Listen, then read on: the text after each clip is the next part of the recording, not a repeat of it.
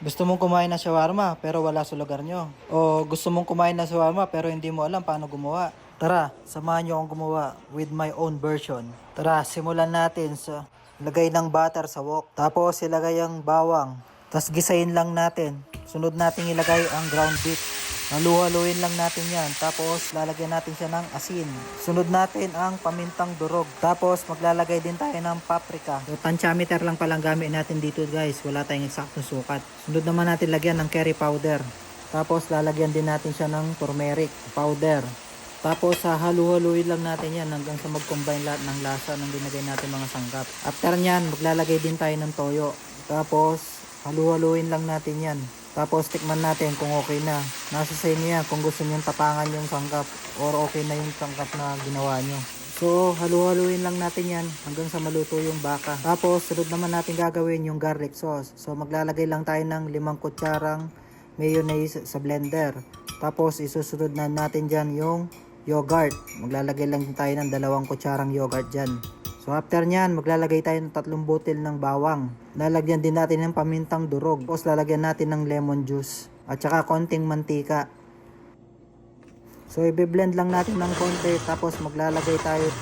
Tapos magdadagdag tayo ng tubig. Depende na sa inyo yan kung gaano karaming tubig lalagay nyo. Depende sa lapot na gusto nyo sa garlic sauce. So nandito na tayo sa exciting part. Mag-a-assemble na tayo ng shawarma. So maglalagay lang tayo dyan ng lettuce. Grabe, ginagawa ko pa lang to, natatakam na ako. So susunod natin yung pipino. So, depende na sa inyo yan kung gaano karami yung gagawin nyo sa shawarma nyo. Tapos maglalagay din tayo ng sibuyas. Maraming sibuyas, mas masarap. Sunod naman natin ilagay yung kamatis. So bili na lang pala kayo na nakagawang pita para hindi na kayo gumawa. Meron naman nabibili sa mga grocery store. So ilalagay na rin natin yung giniling na baka na niluto natin kanina. So depende na sa inyo yan kung gaano karami ilalagay nyo sa yung shawarma.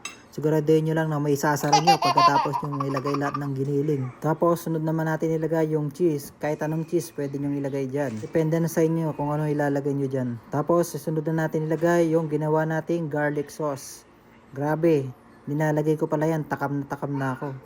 So kung nagustuhan nyo to guys, try nyo na rin. Madali lang itong gawin. At kung umabot na kayo sa part ng video na ito, paki-comment naman kung taga saan kayo para alam ko kung saan napunta ang video na to. At paki-like and share na rin guys kung nagustuhan nyo ang video na ito. Maraming salamat. At syempre, andito na tayo sa pinaka-gusto kong part, ang tikiman time. So tara, umpisa na natin. Grabe, napakasarap guys. So ano pang hinihintay nyo guys? Gawa na rin kayo guys. Napakadali lang itong gawin guys. So hanggang sa muling video guys. Salamat!